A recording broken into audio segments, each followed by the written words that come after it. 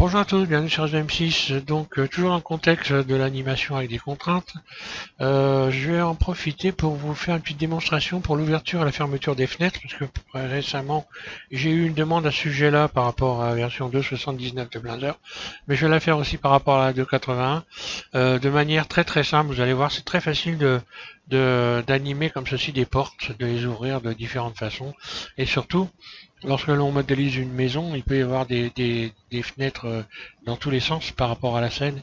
Et donc voilà, on va voir comment on fait pour ne pas se planter. C'est très simple.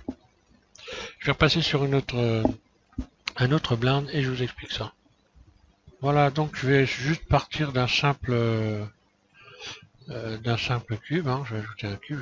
On va faire en sorte que ça ressemble à une porte. Donc voilà, SY. Je diminue, puis SZ, j'agrandis, et SX, j'agrandis dans ce sens-là. Donc on imagine que ça va être une fenêtre ou une porte, peu importe. Donc en mode edit, je vais lui donner un axe. Voilà, alors après, normalement, si vous y mettez des gonds, l'axe de rotation, ça sera les gonds, bien sûr. Donc là, je sélectionne ce vertice-là, et je vais emmener, donc Shift S, le curseur vers la sélection. Le curseur 3D est positionné sur la sélection. Je reviens en mode objet et je vais déterminer dans ajouter, dans objet, définir origine vers le curseur 3D. À partir de là, donc ma porte ou ma fenêtre RZ, lorsque je fais tourner RZ, l'ouverture de ma porte se situe sur cet axe-là. Donc ensuite, pour pouvoir ouvrir et fermer une fenêtre en l'animant, je vais rajouter, c'est ce qu'il y a de plus simple à faire, je vais rajouter simplement un empty. Donc j'en profite que l'axe ici, que le curseur 3D est situé à cet endroit-là, pour ajouter un empty. Voilà, j'ajoute cet empty là. Et maintenant je vais donc, alors maintenant je peux par exemple dupliquer cette fenêtre, je vais me mettre en vue 1, Shift D, je la duplique. Puis je vais la déplacer sur l'axe X, GX, là. Puis je vais la retourner, RZ 180, là. GX, voilà. Donc les problèmes, on va voir maintenant d'où viennent les problèmes quand on duplique des éléments. Comme je viens de faire. Je vais la repousser un peu, GX, voilà, je vais mettre un petit écart comme ça. J'ouvre ici, je clique sur N et j'ouvre donc cette petite fenêtre là. Qu'est-ce que je vois quand je clique ici sur cette porte là, sur cette fenêtre là, admettons que ce soit une fenêtre, je vois ici rotation 180 degrés. Et le problème il est là, vous voyez. C'est-à-dire que il faut que ici, quand vous cliquez sur un objet, ici ça soit 0. Donc pour que ça soit 0, il suffit tout simplement de faire CTRL A. Et puis, vous cliquez sur rotation. À partir de là, vous voyez que ça a disparu. Ce qui fait que mon objet, quelque part, il est vierge. Et là, quand je vais l'animer, en fait, je n'aurai aucun problème. Celui-là, si je regarde rotation, je ne vois rien. Donc, pas de problème.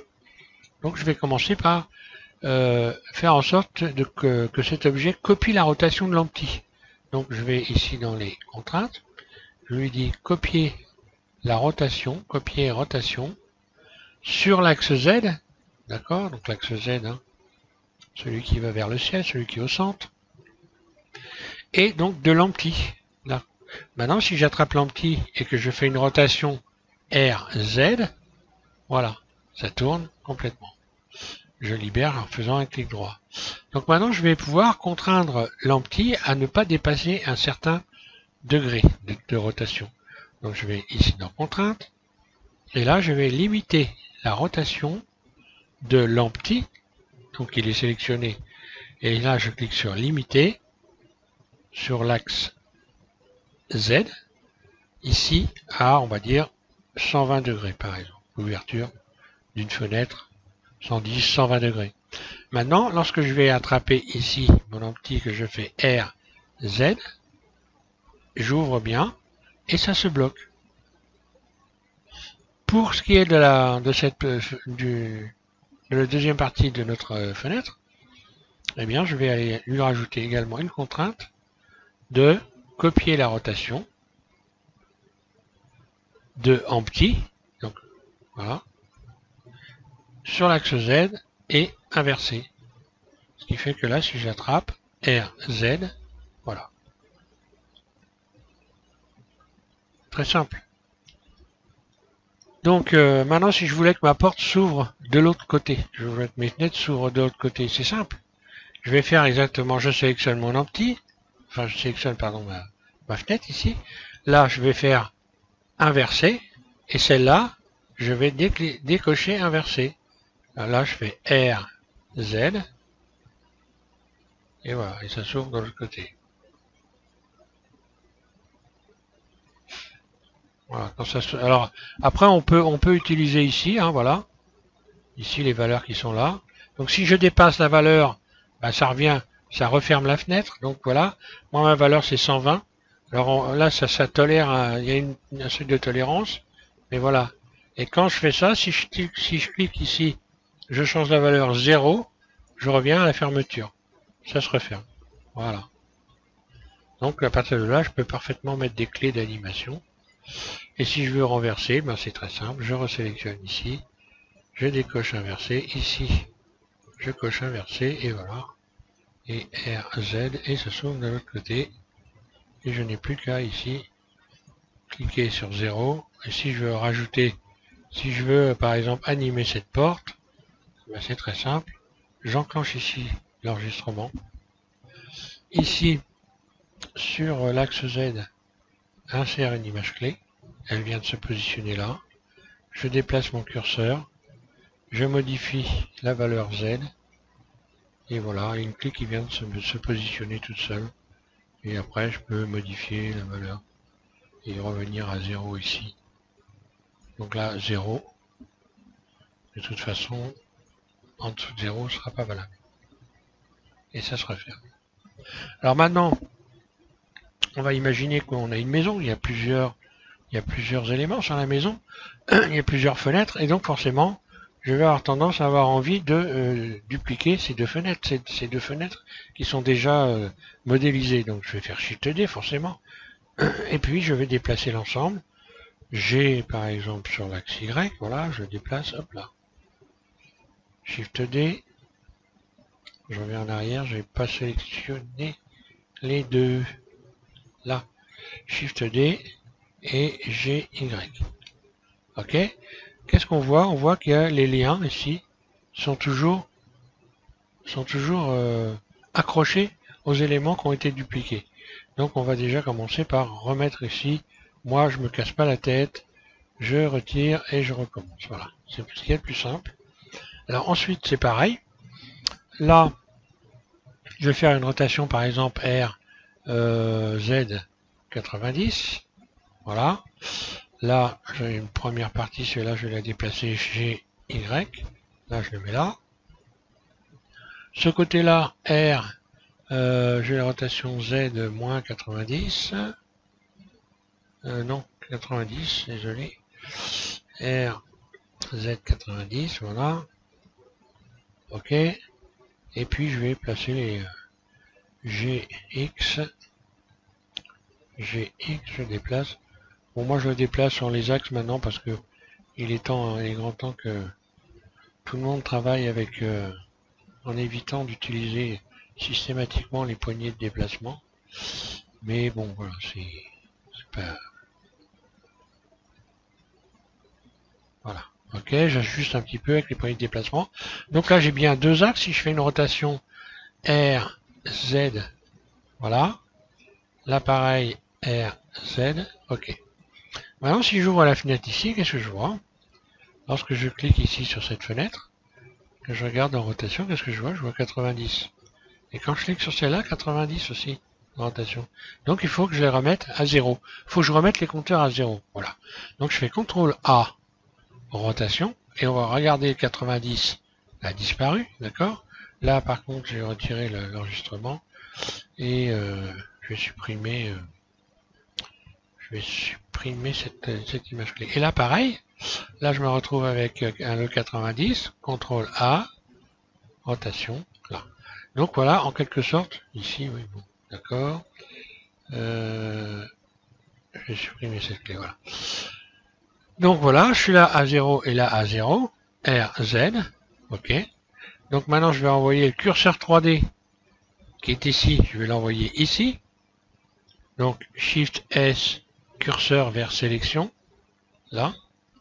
Et je détermine que l'axe de rotation de la fenêtre, j'ai pas besoin de le déterminer d'ailleurs, puisque c'est déjà déterminé.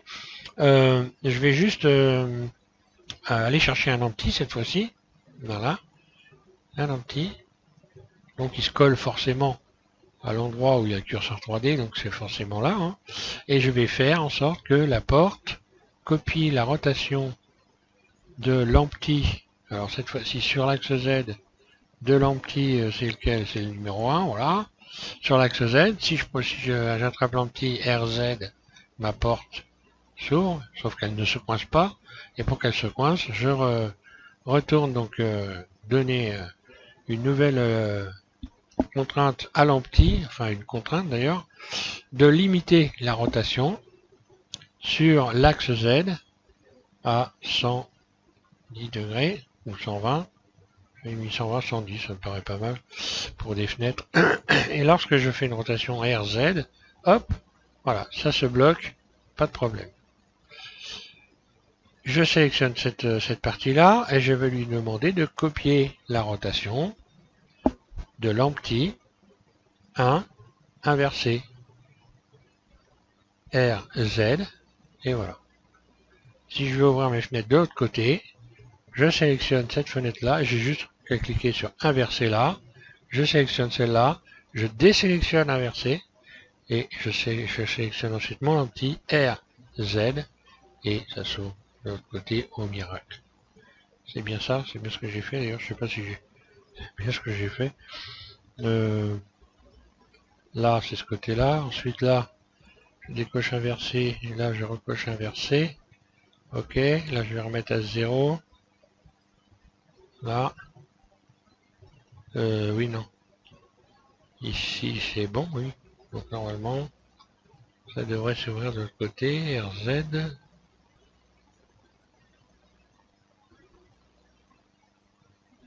Oui, là j'ai ouvert de ce côté-là. Je vais pas repérer le truc, moi. Là. Ah, ok. Voilà, je décoche inversé. RZ. Voilà. Et là, ça s'ouvre comme il faut, du bon côté. Là, je vais retaper 0. Pardon. Voilà, là, je peux utiliser là, ok. Je ferme. Je recommence hein, pour être clair, là. Ici, je coche plutôt inversé. Cette fois-ci, ici, à rotation, je remets à 0. Et donc, ça va s'ouvrir de l'autre côté. En sélectionnant l'empty, évidemment. Je mets à 0, là. Voilà, et là, ça s'ouvre de l'autre côté. Voilà. Donc, c'est un petit entraînement, c'est pas très compliqué. Hein. Il faut s'entraîner, hein. Vous mettez des portes dans tous les sens. Vous en mettez dans sur l'axe, sur cet axe-là. Vous essayez d'en mettre même éventuellement, pourquoi pas, carrément en utilisant les normales. Alors j'ai pas essayé, mais c'est un truc à essayer, hein, de complètement désaxer les portes. Une fois qu'on s'est un peu entraîné, c'est pas très compliqué. Hein. Voilà. Et puis pour les animer, ben voilà, vous mettez des clés, hein, tout simplement. Voilà, si j'attrape ici cette clé-là, voilà. Oui, j'avais supprimé les clés, oui. Ben non, j'ai fait la démo déjà, ok, oui, c'est bon. Voilà pour ce petit tuto rapide. Et pour les portes, bah, vous faites exactement pareil, hein, sauf qu'il n'y a qu'un bâton. Hein. On peut faire, bah, on peut se servir pour ouvrir beaucoup de choses, hein, un coffre, enfin bon après libre à vous de faire travailler votre imagination pour trouver des ouvertures d'objets, de coffres de voitures, de tout ce qu'on veut. Hein. Voilà. Merci et puis donc à tous et bon courage pour la suite et puis je vous invite à continuer à me regarder évidemment. Voilà. Merci.